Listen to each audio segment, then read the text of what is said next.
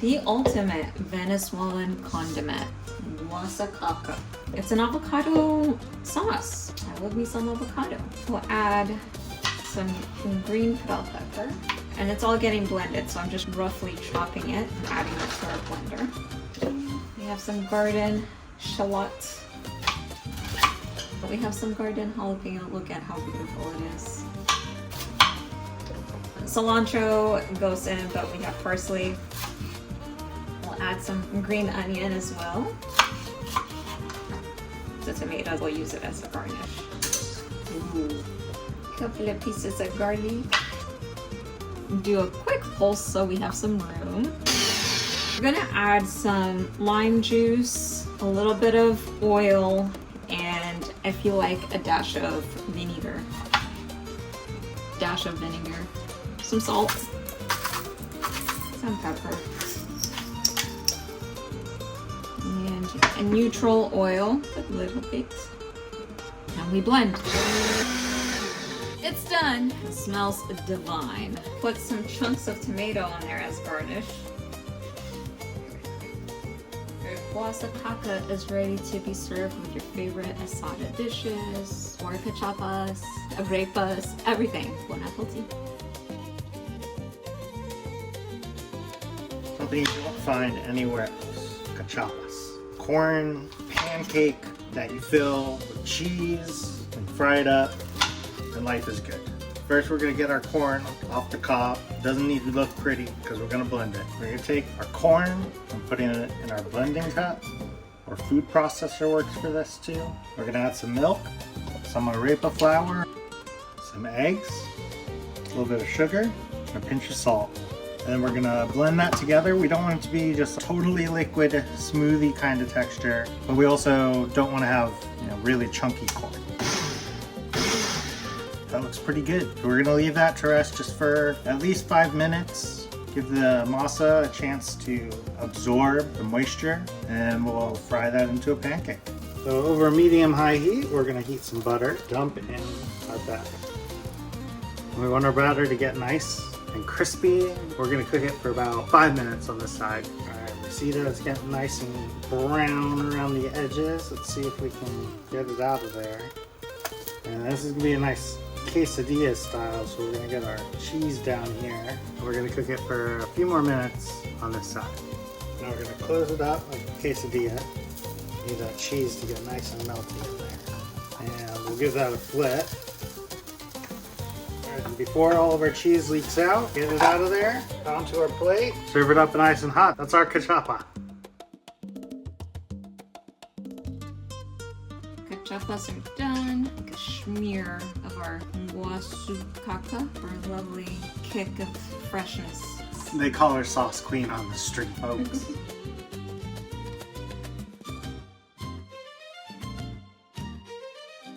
One of the national dishes of Venezuela is pabellon creole.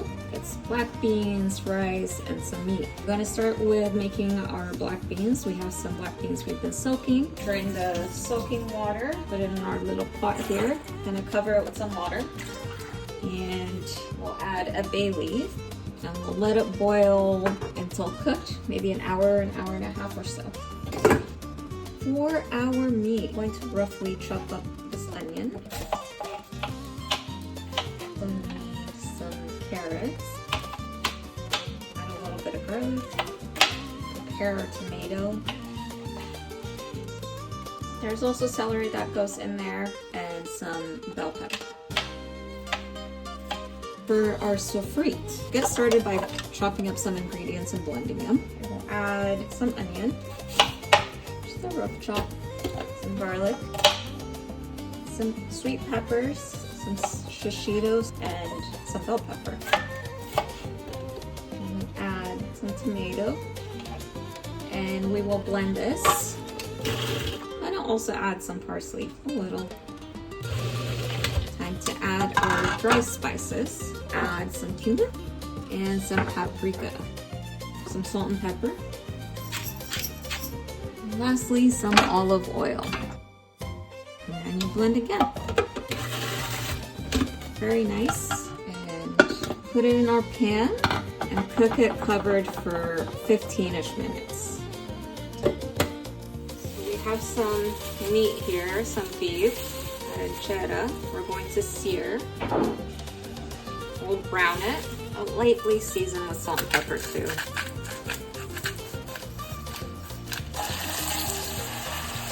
We're getting some nice browning, so I think we could take this out now, set it aside.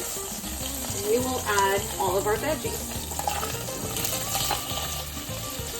And we'll cook these guys just to get a bit of color, and then we'll add back the meat. We sauteed a few minutes, we're getting some color. Time to add back our meat. We'll also add some water, enough to cover everybody. You could do additional seasonings now, add a little bit more salt. We will cover and cook for an hour or two. Our sofrito is nice and cooked. Now we just let it cool, and we will add it to our black beans when they're ready. While everything cooks, we'll make some rice. We have some oil heating up in this back pan. We'll add a little bit of garlic, toast that up, just enough to get the oil fragrant. We have some rice we've washed and drained. We'll add it to our garlic, toast it, we'll add a little bit of salt and water to cover. Cover and cook 20-30 minutes, should be done. Our beans have been cooking for some time. We have some reduction in water. Our sofrito has cooled down. We'll add it to the mix and we'll cook these guys together for about 30 minutes. Pabillon Creole would not be complete without some fried plantain. Get these guys going. They're ready. Take them out and put them on some paper towel and hit them with a little bit of salt. The meat is ready, falling apart. We're going to remove the meat, put it on our cutting board to cool so we can shred it a bit. In this pan, we'll make a quick sauce / reduction. We'll heat some oil here, and we've julienned some peppers and onions. We will saute. We'll also add some tomatoes. Our meat and veggies from the soup. Breaded up the beef nicely. We'll ladle a couple of ladlefuls of the broth onto here to keep it nice and saucy. And we'll let this kind of cook down for a bit, and we're almost ready to serve. Our beef is done, our beans are done, our rice is done, and our beautiful plate is done. Pabillon Criollo. Bon appetit. Let's make some arepas. So I got some white corn, masarepa powder here. And here I have some room temperature water. I'm going to add the water to flour, add some salt, and we're just going to mix that together until it forms a nice paste and to a nice smooth consistency, no lumps. And then leave that to thicken up for like 5 minutes. Masa dough has been resting. We're going to put a little bit of a neutral oil down in our pan. And we're going to form these into patties, 1/2 inch, 3/4 inch thick, like so. And you're going to lie this down in your pan. After just a few minutes, go ahead and flip it. And after a few more minutes, you take out your arepas and you make your next ones.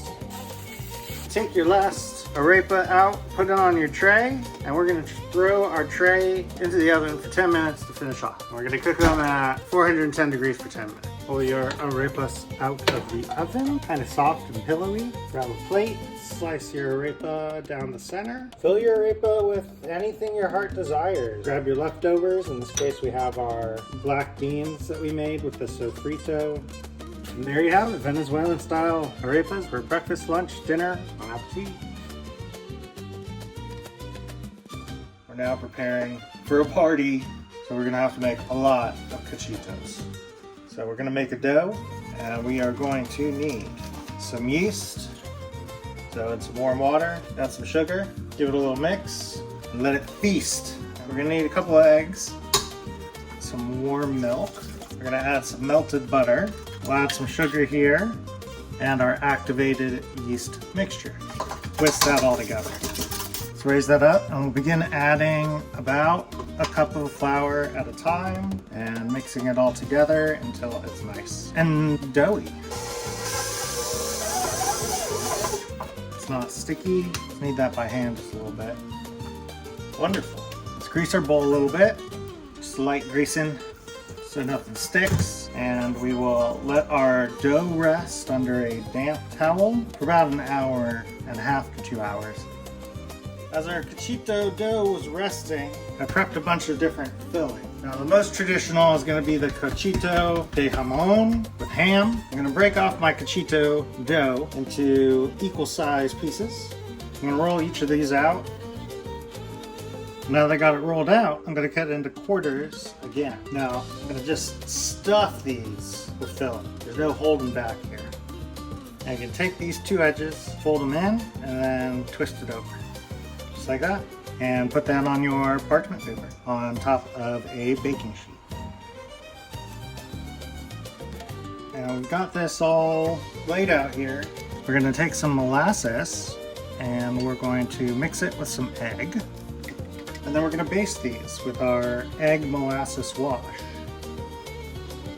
And we're going to set these to rest for at least another hour. And we'll pop them in the oven at 350 degrees for about 15 minutes. And we pull our cachitos out of the oven. Don't those look good? Bon appetit. The other thing we're going to make for our party is a quesillo. It's a Venezuelan style flan. So we require caramel sauce. We're going to take our sugar, put it in a pan on a medium-low heat.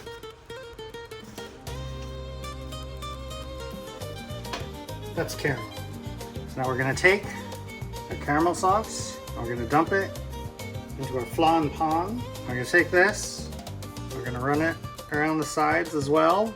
Get a nice coat here everywhere, and we'll let that cool while we work on the filling. Essentially, eggs and milk. So we're going to crack our eggs into the blender. Along with your eggs, you're going to need your evaporated milk. And along with our evaporated milk, our milk, and a little vanilla. Put your lid on, blend that to hell. We will pour our blended mixture into the flan pan above our caramel. We will cover our pan. We then want this in another pan surrounded by hot water. And that's going to keep what's inside from burning. This is a cooking method. It's called a bain-marie. Then we will put this in the oven at 375 degrees for 1 hour.